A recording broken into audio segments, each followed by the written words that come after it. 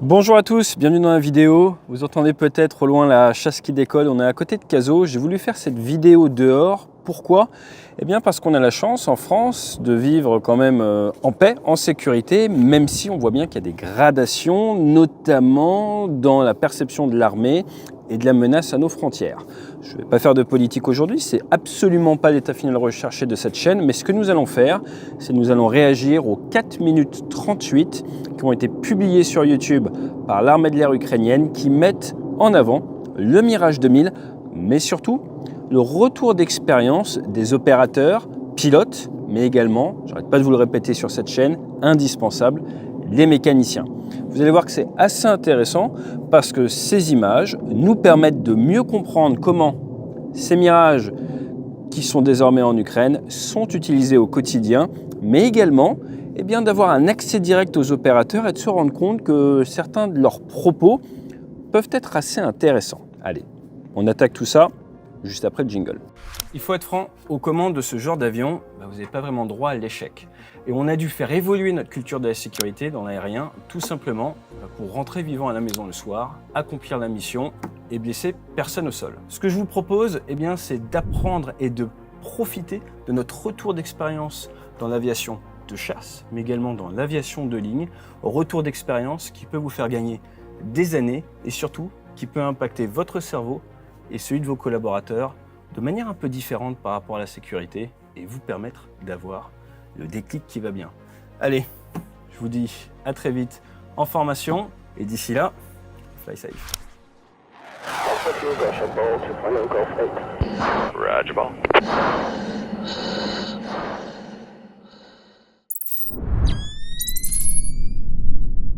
Donc on voit ce magnifique Mirage 2000-5 qui était avant basé à Luxeuil avec des belles vues de drone autour, le Mirage 2000 et ensuite ce que vous voyez c'est le casque. C'est un casque galet, c'est le casque classique que l'on utilise dans les armées. Généralement dans la marine on avait un explosif sur le côté, comme ça si on doit s'éjecter, on est inconscient, on arrive dans l'eau salée, paf, le groin, qui est cette partie qui est devant, va se retirer. Donc vous voyez que c'est un casque galet classique avec le masque pour pouvoir respirer. Pourquoi? Parce que dans un avion de chasse, contrairement à un avion de ligne, la pressurisation n'est pas aussi efficace. Au sens où, dans un avion de ligne, même à 12 000 mètres d'altitude, vous êtes grosso modo à la hauteur d'une station de ski. D'ailleurs, l'eau de votre café va bouillir à 92 degrés au lieu de 100. Mais dans un avion de chasse, si par exemple vous montez à 15 km d'altitude, l'air ambiant est à une pression de la moitié de l'extérieur, pour faire simple, donc environ 7 km. Donc il vous faut un groin pour avoir de l'oxygène pour éviter l'hypoxie. On voit à côté des gants qui sont les gants classiques français qui permettent de toucher des écrans tactiles, typiquement sur Rafale. Ils ont un peu tendance à s'abîmer, donc on les change régulièrement. Mais donc là, on voit du matos français. Ça marche vers l'avion. En allant vers l'avion, on voit qu'il a une knee-board. Les pilotes partent avec un petit bloc-notes que l'on met sur la cuisse qui nous permet d'avoir des renseignements, des fréquences, des aides-mémoire. Et forcément, on a le gilet de combat et on a en dessous le pantalon anti-G.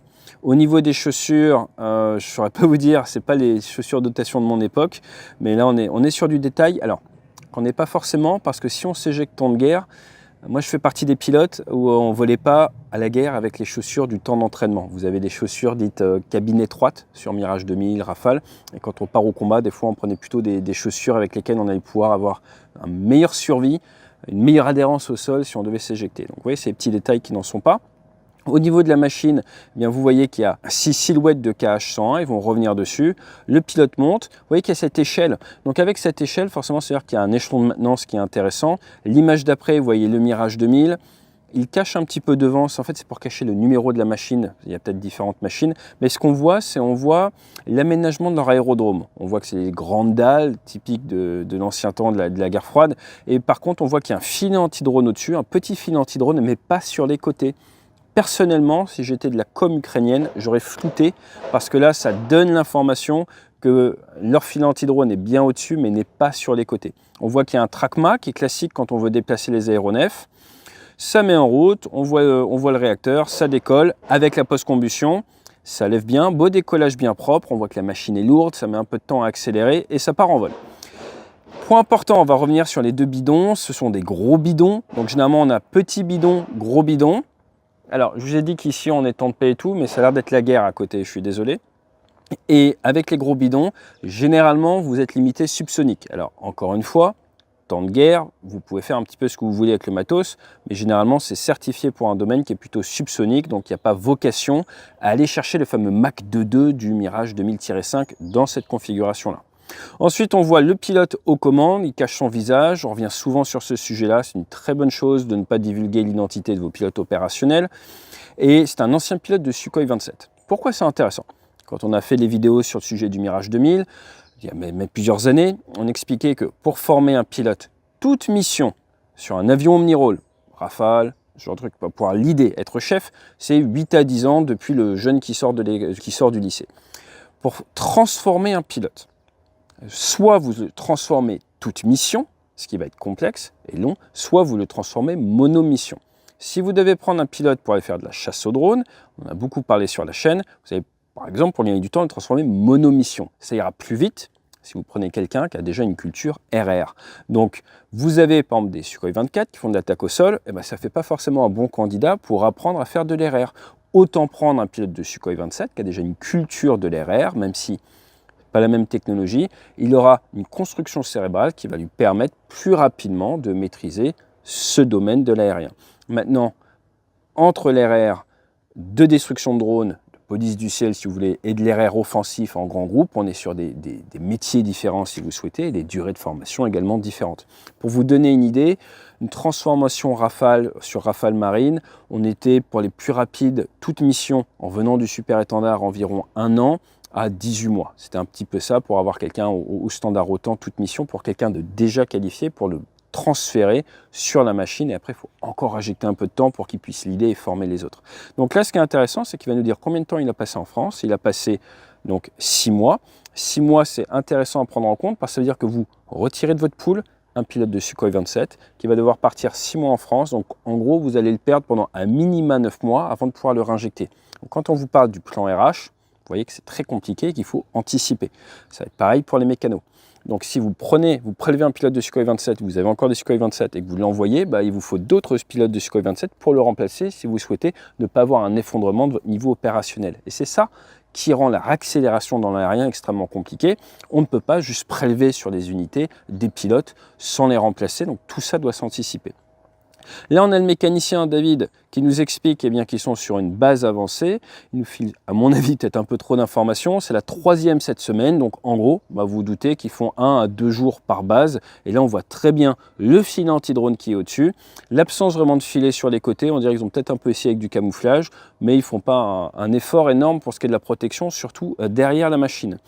Ensuite, ils nous renseignent sur le fait qu'ils sont ciblés par l'adversaire et qui sont obligés du coup de bouger régulièrement, très rapidement, et que récemment, ils ont même été attaqués par des Shahed et par des missiles. Pourquoi c'est très intéressant, ces infos de Dimitriot? Parce qu'en fait, ça nous renseigne sur la capacité de ciblage des Russes. On sait que pour réussir une attaque, il faut une boucle de ciblage. Dans l'OTAN, on parle de targeting qui soit efficace et réduite dans le temps. Donc à l'heure actuelle, les Ukrainiens font des sauts de puces en essayant d'aller plus vite dans leur déplacement que les capacités de ciblage des Russes, mais on voit que là, ils atteignent un petit peu la limite. Donc on ne sait pas si c'est un coup de chance des Russes ou si c'est la capacité des Russes à améliorer leur ciblage. Donc ça, c'est des informations, sources ouvertes, très intéressantes. Donc là, ils disent clairement qu'ils ont dû se barrer. Ensuite, là, on voit la machine avec les protections rouges. Pourquoi? C'est pour protéger les entrées d'air, éviter qu'il y ait des bestioles qui rentrent dedans. Et sur l'avant, vous avez également de la protection au niveau des senseurs, au niveau des sondes. On est sur un avion aux commandes de vol électrique. Il va donc falloir avoir de la bonne data. Si votre data n'est pas bonne, ça va vous poser des soucis. Donc, il faut préserver les sondes, c'est de l'entretien. Les mécaniciens préparent la machine, ils sortent avec le trackman la machine. On voit qu'il y a le canon, le fameux canon de 30 mm. Et là maintenant, on voit que le pilote nous a dit qu'il a passé environ 6 mois avec les Français sur Mirage 2000B. Très bien, on voit des images en vol. Il nous explique que donc ils ont fait initialement du 2000B avant d'aller sur monoplace. Donc ça, c'est une bonne chose. En termes de formation, c'est intelligent. Au niveau de la machine, on voit encore une fois l'image avec 2 Magic 2, donc pas beaucoup d'armement sur la machine. Là, il nous présente ce que beaucoup de gens effectivement prennent pour une bombe, c'est les réservoirs. On en a parlé, c'est les gros réservoirs. Je ne dirais pas le surnom de ces réservoirs, parce que c'est pas très poli, mais des gros réservoirs qui vous permettent d'avoir plus de distance franchissable ou plus d'attente pour votre chasse au drone. Et après le Magic 2, où il dit que c'est vraiment un très bon missile qui a près de 100% de PK. Alors, un missile n'a jamais 100%, mais pas loin, c'est très bien. J'ai tiré personnellement du Magic 2, missile autoguidé d'interception et de combat, c'est une très bonne machine, très bon missile, j'en tirais en super étendard, effectivement ça marche très bien. Vous avez à l'avant un petit autodirecteur qui va détecter la source de chaleur. Dans la machine, vous saurez que c'est bien accroché, vous avez le ton, vous appuyez sur le bouton, ça y va, mais il faut tirer assez proche. Maintenant qu'ils aient presque 100% de PK, ils ouvrent le feu proche de leur cible, dans le bon domaine. Là, on voit des images, justement. Ils sont en étagement positif. On voit clairement qu'ils sont en étagement positif et ils font une évasive derrière. Donc, l'étagement positif, c'est pour éviter de se prendre des morceaux du drone qui explose ou du missile qui explose. Et l'évasif derrière, c'est pour éviter la sphère d'éclat éventuelle. On sait que des avions ont été perdus à cause de morceaux, et c'est pas nouveau, c'est déjà arrivé dès la Seconde Guerre mondiale. On a perdu un as français qui a pris des morceaux de V1 après l'avoir abattu pour sauver un hôpital de campagne en Angleterre. Toujours est-il, on voit bien qu'il y a ce Delta Z, qu'il y a du tir. On ne voit pas de tir canon, on voit des engagements missiles. Et ils nous expliquent qu'ils ont 98%, ils sont très précis, 98% de succès d'interception. Avant de développer un petit peu les silhouettes, qui n'ont pas le temps de mettre à jour parce que voilà, ils ont autre chose à faire, ils nous disent qu'ils ont 6 silhouettes de KH-101, mais qu'en fait ils en ont abattu 12. Et ce qui est intéressant, c'est leur 98%. Comment est-ce qu'on arrive à sortir ce chiffre? J'ai envie de vous dire, pour avoir du 98%, ça veut dire que sur 50 interceptions, il n'y en a qu'une qui n'a pas fonctionné. Je pense que là, on est quelque chose qui n'est pas trop loin de la réalité. Ensuite, on attaque la deuxième partie, là, à partir de 2 minutes 46, où là, clairement, ils nous expliquent qu'ils ont besoin de plus de matos moderne. Et là, c'est très intéressant parce qu'en fait, je ne comprends pas tout à fait. Pourquoi je ne comprends pas tout à fait? Ils nous expliquent qu'ils ont besoin d'avions plus modernes et d'armements plus modernes. Et là, il y a un point ultra intriguant. On les voit avec des Magic 2. Ils nous expliquent qu'ils ont besoin, parce qu'il manque, avec cet avion-là, il manque de missiles longue portée pour pouvoir traiter toutes les cibles. Or, le Mirage 2000-5 tire du Mika-IR, Mika-EM. Et on ne le voit pas ni avec des Mika-IR ou Mika-EM. Et le Rafale, que peut-il mettre en œuvre? Mika-IR, Mika-EM et également Météor. Alors justement, ils vont nous parler du Météor. Mais tu ne vas pas utiliser un Météor, ça coûte très cher, pour pouvoir intercepter un missile ou un drone. Et surtout, il nous explique, notre pilote derrière, que ce qu'il manque, c'est quelque chose qui soit intéressant d'un point de vue efficience-coût. Le Météor n'est clairement pas la bonne chose d'un point de vue coût, on est d'accord. Donc là, je ne comprends pas vraiment ce passage de la vidéo, puisque le Mirage 2000-5, on leur a donné quelque chose qu'on utilise actuellement, qui est extrêmement efficace, qui peut être utilisé avec du Mika. On ne voit pas de Mika, et la grande question est pourquoi? Je pense, ça n'engage que moi, mon analyse avec mes biais, parce qu'on en parle beaucoup sur cette chaîne depuis longtemps, qu'en fait ce qui manque, c'est un missile, un armement à bas coût pour pouvoir engager des drones. Ça fait longtemps qu'on en parle. Il y a Thales Belgique qui propose ça. Les Américains ont installé de l'APKWS. Et à l'heure actuelle en France, on n'a pas vraiment cette solution. On commence à voir dans la presse que ça discute d'installer un système non français sur nos avions. Mais dans ce cas-là, ça pourrait très bien être intégré sur Mirage 2000-5. À voir si on peut rajouter un pod pour guider du laser. Mais ce qui est sûr, ça fait plus de 3 ans qu'il y a cette guerre, ne pas réussir à proposer un armement aéroporté à bas coût opérationnel en ce 26 novembre 2025, c'est quand même dommage. Coup de peau, il y a des stocks de Magic 2, on leur donne des Magic 2, mais là on voit clairement qu'ils ont une appétence pour mieux. Derrière, ils vont partir, ils vont nous parler du Rafale. Pourquoi le Rafale? Parce que la transformation serait plus rapide. Là j'adore, ils nous montrent la démo tactique Rafale Marine, très bon choix d'image. Et forcément, si vous arrivez du Mirage 2000-5, faire une transfo RR Rafale, ça va très vite. Pourquoi? Parce qu'en fait, le système de ce qu'on appelle le SNA est assez similaire. Donc, transformer pour la partie RR un pilote de Mirage 2000-5 sur Rafale, ça peut aller très vite. Maintenant, la problématique, on en a parlé juste avant, vous prenez ce pilote expérimenté sur Mirage 2000-5, vous le passez sur Rafale. Je vous rappelle, à l'heure actuelle, il y a 0 Rafale commandé par les Ukrainiens, c'est juste une lettre d'intention. Eh bien, il vous faut quelqu'un d'autre pour faire voler votre -5.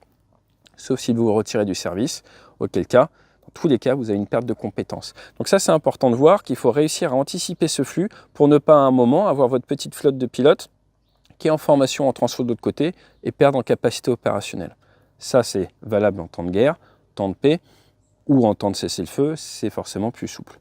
Donc là, ils vont nous expliquer que le Rafale serait une excellente machine, qui serait plus rapide à transformer, et c'est vrai pour les pilotes dessus, mais on est encore à l'heure actuelle sur une micro-flotte avec les Mirage 2000. Là, ils nous montrent des images de F-18, Il nous parle du Météor. Oui, le Météor serait complètement autre chose. On n'irait pas chasser du drone, on n'irait pas chasser du KH-101 avec du Météor. On aurait une capacité à aller sur le front et à essayer de protéger. Derrière, il nous dit carrément qu'ils aimeraient bien passer sur ils aimeraient bien avoir du F-35, du Rafale ou du Gripen. La première fois à ma connaissance là que ça parle du F-35, qu'ils aimeraient bien. Donc là, on voit que c'est les fêtes de Noël qui se rapprochent. Encore une fois, à leur place, je ferai pareil. Et là, il nous explique clairement, et c'est le beau mot de la fin, je pense, de la part des mécaniciens, et c'est très bien de donner le mot de la fin aux mécaniciens, parce qu'en fait, lui, le mécanicien, ce qu'il dit, c'est qu'ils veulent tout simplement plus de weapon system, plus de systèmes d'armes et plus d'armement. Et il dit tout ça en touchant un Magic 2, qu'on n'utilise pas depuis un paquet de temps quand même, et qui n'est pas vraiment ce avec quoi on enverrait nos militaires faire la guerre. Donc à partir de là, si vous me demandez mon avis, belle vidéo de communication pour montrer qu'ils mettent en œuvre ce qu'on fait. Ça a tendance un petit peu à ne pas vraiment montrer le plein potentiel du Mirage 2000-5. Pourquoi? Parce qu'il est assimilé au couple Mirage 2000-5 Magic 2. Alors là, vous allez peut-être me dire, c'est peut-être pas un Mirage 2000-5 et peut-être qu'il peut faire que du Magic 2.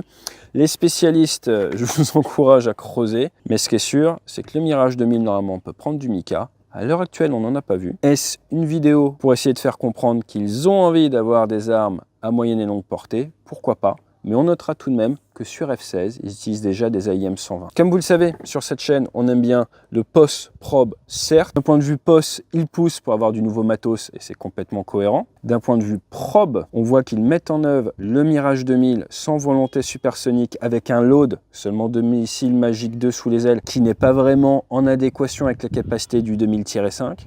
D'un point de vue probe également, on voit qu'en termes de ciblage, les Russes ne sont pas aussi mauvais que ce qu'on nous a fait croire pendant des années. Toujours d'un point de vue probe, l'antidrone a l'air d'être un sujet, on le voit avec les filets, mais ils ont l'air assez loin tout de même pour ne pas estimer que c'est nécessaire de protéger de tous les côtés. Je sais qu'à l'heure actuelle en France, ça travaille sur les prochaines bases aériennes comme à Luxeuil, forcément une vidéo qui va être grandement analysée par certaines personnes que je salue. Et d'un point de vue, certes, n'oubliez pas que c'est de la communication qui sert l'armée ukrainienne, qui a son objectif et qu'ils nous ont montré que ce qu'ils voulaient nous montrer et qu'il faut avoir conscience qu'en tant qu'observateur, avec nos sources ouvertes, nous n'avons pas accès à toutes les informations. Peut-être qu'il y a déjà des Mica en Ukraine. En attendant, en post-high, ils sont contents du Magic 2. Pour en avoir utilisé, c'est vrai que c'est une super machine. On peut féliciter nos ingénieurs qui désormais doivent être à la retraite, qui ont travaillé sur ce projet-là. Je vous dis à très vite sur la chaîne. Demain, une vidéo à pas louper. Vous êtes nombreux à ne pas être abonnés, n'hésitez pas à cliquer. Et puis peut-être à bientôt en workshop, en formation, ou pourquoi pas sur le bassin d'Arcachon. Un vol avec nous, c'est un beau cadeau de Noël. Allez, fly safe.